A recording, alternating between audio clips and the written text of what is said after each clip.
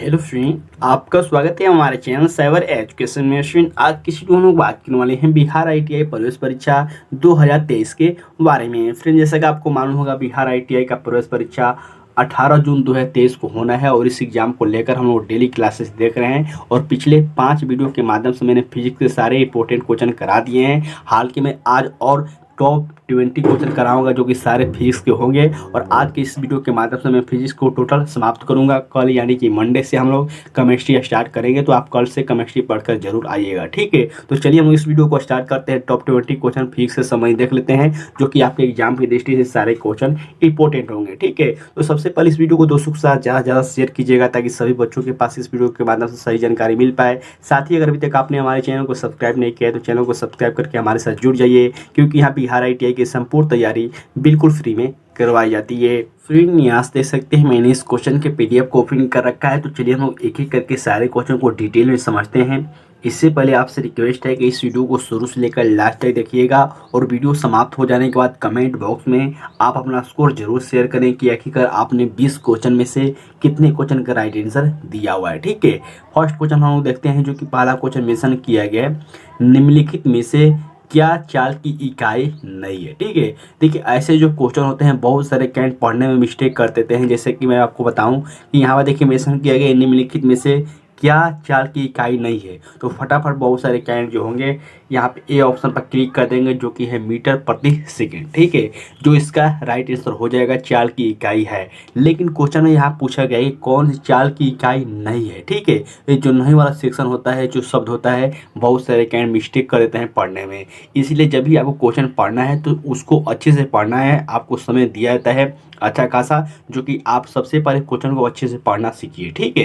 Question आपको आराम से पढ़ना है। जैसे कि यहाँ मेंशन किया गया है निम्नलिखित में से क्या चाल की इकाई नहीं है, तो आपको कौन सा नहीं है ये बताना है। यानी कि 3 ऑप्शन आपको होंगे और एक ऐसा ऑप्शन होगा जो कि इसका इकाई नहीं होगा, ठीक है। तो इसका जो राइट आंसर होगा ए ऑप्शन नहीं होगा, क्योंकि यहाँ पे मीटर प्रति सेकेंड चाल की इकाई होता है, ठीक है। नेक्स्ट यहाँ देखिए मेंशन किया गया है किलोमीटर प्रति घंटा, ये भी इकाई हो जाएगा क्योंकि इसको आप कन्वर्ट करेंगे तो ये भी हो जाएगा। सेंटीमीटर प्रति सेकेंड ये भी हो जाएगा, लेकिन जो सी ऑप्शन दिया गया है जो कि है वर्ग मीटर प्रति घंटा, ये आपको इकाई नहीं होगा, ठीक है। इसीलिए जो इसका राइट आंसर हो जाएगा ये सी ऑप्शन हो जाएगा, ठीक है। मैं फिर से रिपीट करता हूँ, चाल की कौन इकाई नहीं है ये आपको बताना है और जो ये 3 ऑप्शन है ये चाल की इकाई हो जाएगा और ये जो सी ऑप्शन है ये चाल की इकाई नहीं होगा। क्यों नहीं होगा? क्योंकि यहाँ पर देखिए मेंशन किया गया वर्ग प्रति घंटा, ये कभी भी चाल की इकाई नहीं हो सकती है। लेकिन जो मीटर प्रति सेकेंड इसको अगर आप कन्वर्ट करेंगे किलोमीटर में तो इतना हो जाएगा किलोमीटर प्रति घंटा, या फिर सेंटीमीटर प्रति घंटा भी हो सकता है, ठीक है। तो बिल्कुल आप इस क्वेश्चन से इतना पॉइंट याद रखिएगा। नेक्स्ट क्वेश्चन यहाँ पर देखिए मेंशन किया गया है जो कि बहुत ही इंपॉर्टेंट क्वेश्चन ये भी है, गति के समीकरण 2as बराबर v square minus u square में एस किसको व्यक्त करता है ये आपको बताना है।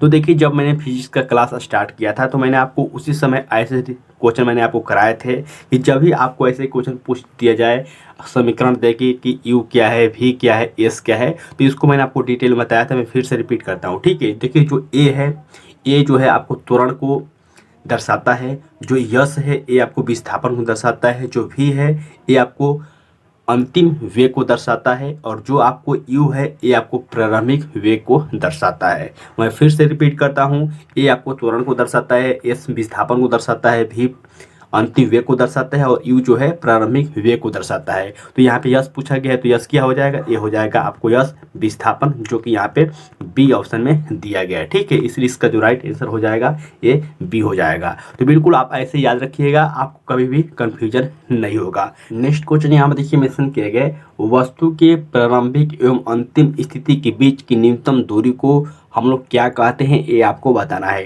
ये भी क्वेश्चन इंपॉर्टेंट है, बहुत सारे कैंडिडेट को अटपटा लग सकता है, लेकिन जब तक आप कॉन्सेप्ट नहीं समझिएगा तब तक आप इस क्वेश्चन को हल नहीं कर सकते हैं, ठीक है।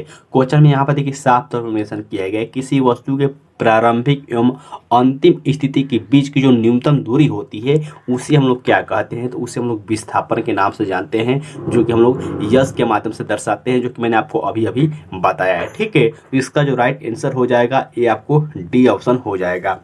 नेक्स्ट क्वेश्चन यहाँ पर देखिए मेंशन किया गया है, क्या कारण है कि व्यक्ति चट्टान पर प्रहार करते हुए चोटिल हो जाता है। जैसे कि अगर कोई पत्थर है, कोई चट्टान है या फिर कोई वस्तु है, जब आप प्रहार करते हैं तो फिर आप भी चोटिल हो जाते हैं। इसका रीजन क्या है ये आपको बताना है।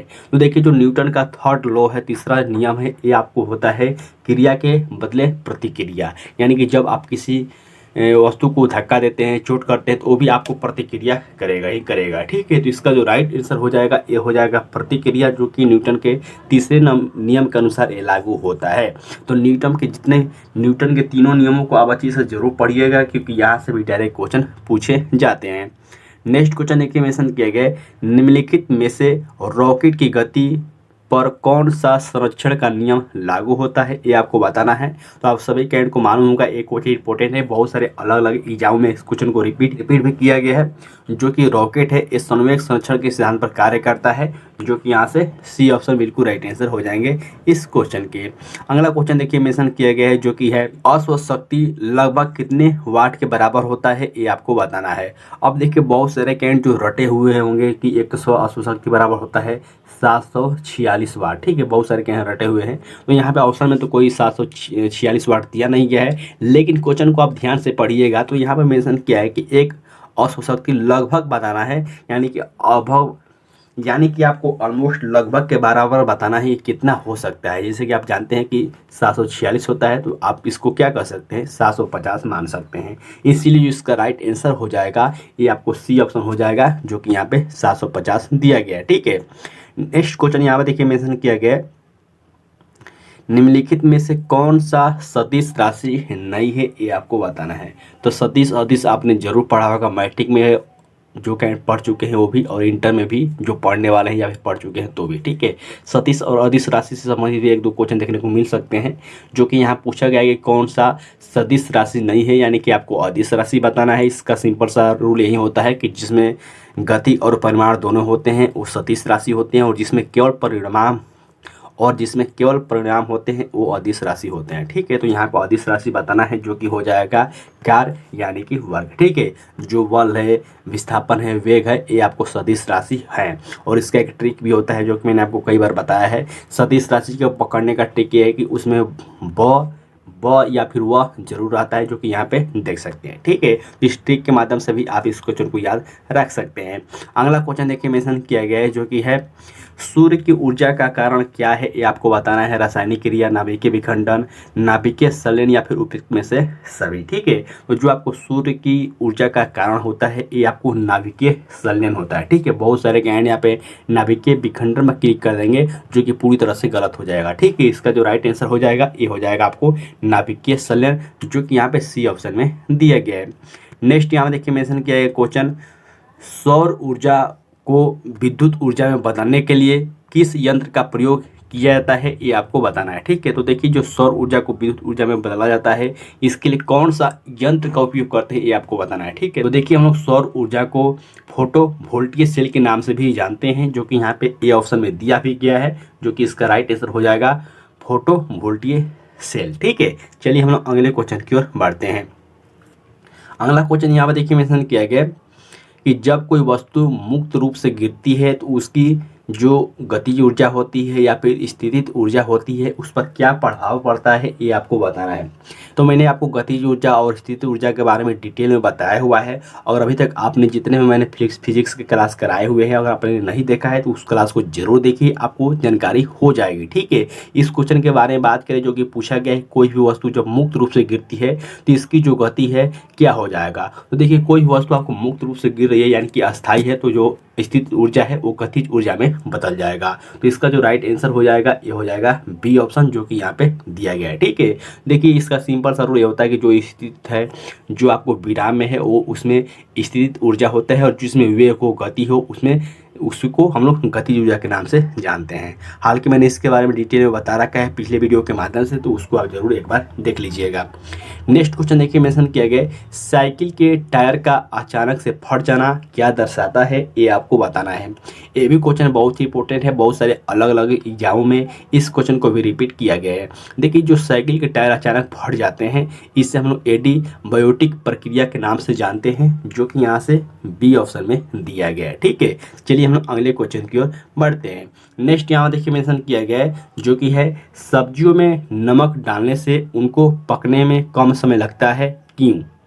आपको बताना है कि सब्जियों में हम जब नमक डाल देते हैं उसे पकने में कम समय लगता है, इसका कारण क्या है, रीजन क्या है, ये आपको बताना है। लेकिन जब भी हम लोग सब्जियों में नमक डाल देते हैं तो वो जल्दी पक जाता है, क्योंकि जो उसका पानी का क्वथनांक होता है वो बढ़ जाता है। ठीक है, इसीलिए जो इसका राइट आंसर हो जाएगा ये हो जाएगा ए ऑप्शन, जो कि है पानी का क्वथनांक बढ़ जाता है। नेक्स्ट यहाँ में देखिए मेंशन किया गया प्रकाश के स्पेक्ट्रम को सबसे पहले किसके द्वारा समझाया गया था, ये आपको बताना है। तो आप सभी कैंड को मालूम होगा फिजिक्स के पिता कहे जाने वाले न्यूटन हैं, और न्यूटन के द्वारा ही प्रकाश की जो स्पेक्ट्रम है इसको समझाया गया था। तो इसका जो राइट आंसर हो जाएगा ये हो जाएगा सर आइजैक न्यूटन। साथ ही आपको गुरुत्वाकर्षण का नियम का भी खोज न्यूटन के द्वारा ही किया गया था। बहुत सारे नियम आपको न्यूटन के द्वारा दिए गए हैं, तो जो इम्पोर्टेंट नियम है उसको आप एक बार जरूर पढ़िएगा। नेक्स्ट यहाँ में देखिए मेंशन किया गया पानी की टंकी ऊपर से देखने पर कम गहरी दिखाई देने का क्या कारण है, ये आपको बताना है।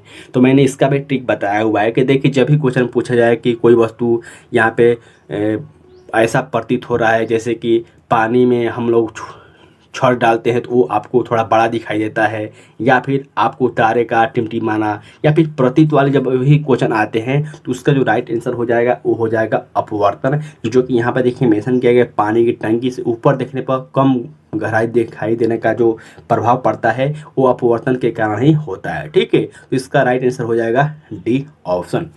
नेक्स्ट यहाँ पर देखिए मेंशन किया गया जो कि है वर्णनता व्यक्ति निम्नलिखित में से किन रंगों में अंतर नहीं कर सकता है, जैसे कि कलर ब्लाइंडनेस हो जाता है, जो कि हम लोग अभी मेडिकल में अभी आपने देखा होगा कि जो कलर ब्लाइंडनेस है ये बहुत ही तेज़ी से फैल रहा है, और ये एक अनुवांशिक रोग होता है जो कि इसमें व्यक्ति को लाल और हरे जो रंग होते हैं उनको पहचानने में दिक्कत आती है।